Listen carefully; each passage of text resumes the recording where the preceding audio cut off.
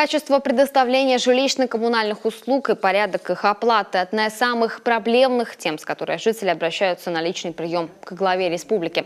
На этот раз за помощью к Сергею Гапликову обратилась жительница Сыктывкара. Она пожаловалась на отсутствие в платежках сведений, разъясняющих порядок начисления задолженности. Сергей Гапликов поручил стройнадзору проверить информацию и в случае выявления нарушений привлечь управляющую компанию к ответственности. Кроме того, по словам женщины, управляющая компания не информирует должным образом собственников об изменениях в жилищном кодексе. Например, смена получателей платежей в этом году для жильцов дома стала полной неожиданностью, а новые квитки вызвали непонимание и настороженность. Руководитель регионального стройнадзора подтвердил, что с 1 января установлена обязанность потребителей производить оплату за услуги напрямую ресурсоснабжающей организации. Информация об этом есть на сайте компании Т+, однако, что в общем-то предсказуемо, не все могли догадаться с ней ознакомиться.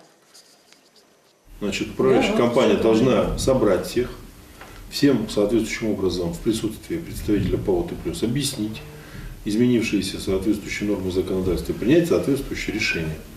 Все должны знать, когда, в какое время поступит им соответствующий расчет на оплату соответствующего тепла в доме.